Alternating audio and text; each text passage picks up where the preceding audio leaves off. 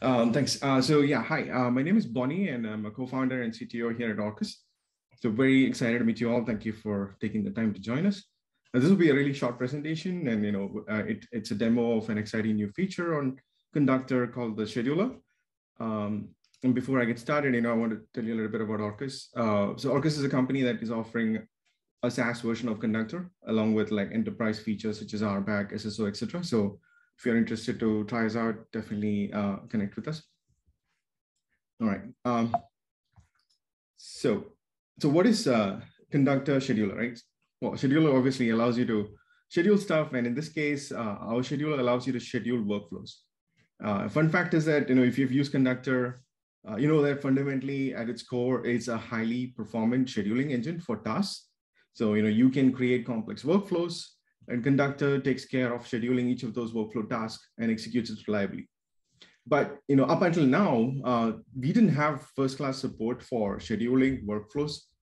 And with this new feature that we've added, now you can actually schedule your workflows. And you can have like multiple different configurations, multiple different schedules running the same workflow with different input parameters to run like different types of workloads. I'm going to talk a little bit about a few example use cases, and I can show you a quick demo of how this works. So here's an example. This is actually a real example that customers use. One of our customer uses. So every day they need to do an order update to any open orders in their platform. So what they do is they gather the list of. They need to run this job every day at 5 p.m. So this is like a really good use case for a scheduler. Previously you would have had to manually trigger this using an external scheduler, or you would have to run like a workflow that runs on a loop that checks if the time is at 5 p.m. and then trigger. But you can skip all of that and use the scheduler to get this going right now. So this is a case where you have to run this at 5 p.m. and like it's a 4-step workflow where it gathers the open orders, identifies the users and their emails, and sends them updates about their order status. So another use case is like if you have a custom health check that you want to do on your services to check if they are running, and if you want to run that on a periodic cadence, such as every 5 minutes, you could use the scheduler for that.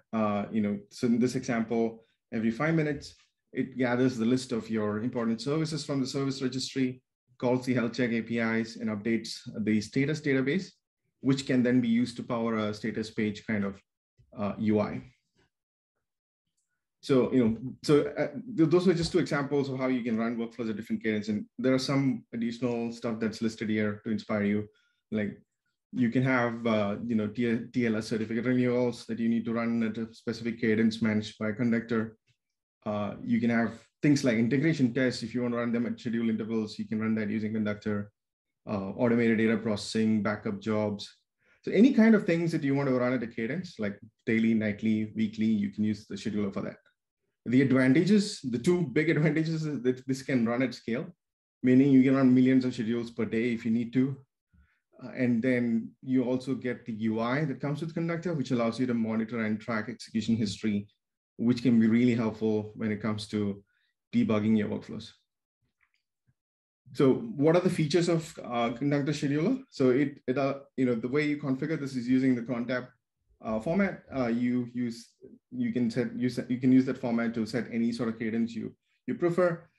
The Conductor Scheduler supports scheduling up to the seconds in granularity, meaning you can run a schedule every X seconds if you choose to. And I mentioned this already, you can run tens, thousands, or even millions of schedules. So if you're using any existing scheduling engine and if you're running into performance issues, Conductor is going to be a great alternative for you to try out. And I already mentioned that each of these invocations can be tracked, and I'll show you a quick demo of that as well. This can be a good alternative for any sort of long-running loops that you had to maintain before. So this is a good alternative for that. And we also have some additional controls that you can put on your schedules. So you can have your schedule start at a specific day. Let's say you're rolling out a feature and you want this to start executing starting next Monday at 10 a.m. You can do that with the scheduling service that we have. You can also set an end date, or you can set a start and end date so that your schedule will only run during that period. Let's say you're running a campaign or something and you want to send an email out every day. You can use the scheduler to do that if you're a marketing company, that is. And then there is also options to pause and resume schedules. Now, this is really useful when you're debugging or trying to fix an issue and you want your schedulers to pause. There's a quick and easy way to do that from the UI as well as APIs. So these are some of the features that makes this feature really exciting. So yeah, I can show you a demo which you can actually access from our playground as well. So here's the UI for Conductor. So if you have enabled scheduler on your cluster, you get to see these two new options called scheduler definitions and scheduler executions. So these are two ways, these are two screens on the UI that helps you to run and manage your schedules. So the first thing is like, how do you define a schedule, right? And just to note, like anything you see on the UI can be done through the APIs as well. So, if you are doing this programmatically, you can do the same thing using the client libraries or direct API calls. So when you define a schedule, it takes in a bunch of parameters. One is the name for the schedule, which is arbitrary, and then the cron expression that I referred to earlier. So the UI kind of gives you guidance on what are different types of expressions you can use. So these are like templates, if you will, and you can configure that. Like this is, for example, every second, right? So this expression means every second, and you can choose the workflow that you want to run. You can specify the version. Everything else is optional. It's marked as optional as well. But if you choose to, you can say you want to run a specific version of the workflow. You can give it custom input parameters. Let's say the same job takes care of multiple different use cases and it's controlled using input parameters. You can use the input parameters here to configure that. So, the job that runs in the morning takes in some different parameters from a job that runs in the evening that takes a different parameter. So if you have such a case, you can run two schedules with different input parameters. And, the features I mentioned earlier about starting from a specific date and ending at a specific date can be configured here as well. And once you save this, and these are all optional fields, if you don't have it, you don't have to save it. You can also test your schedules to see like when it'll execute next. And if all this looks good, you can save it and schedule it. And you will see that it'll start running. So once you've saved your definition, it appears in the scheduler definitions window. And you can see everything that's running. So I mentioned that you can pause and resume workflow from the UI as well as the API, you can do that. And for schedules that are running, you can query them to see like the history of the execution. So this is the schedule executions view. You can access it from the schedule executions view, or you can also query the workflow history where each of the workflows that are triggered by the scheduler is annotated and it will be able to pull it out for you. For example, I'm running this health check workflow every 5 minutes. If I were to query this, you will see that it's running every 5 minutes with some plus or minus microseconds difference. And you can see each of the workflows has some inputs that tells you that it was triggered by the scheduler, which is annotated here in the inputs. And the schedule execution is useful when you want to track failures. So for example, I have an intentional failure that is configured. So if I search for that, so this is a schedule that I created for a demo purpose. It's a failing schedule. So let's say the workflow that it depended on changed or got removed. This is that example, and then the schedule execution actually failed. So you can see the reason for failure and take necessary actions as required.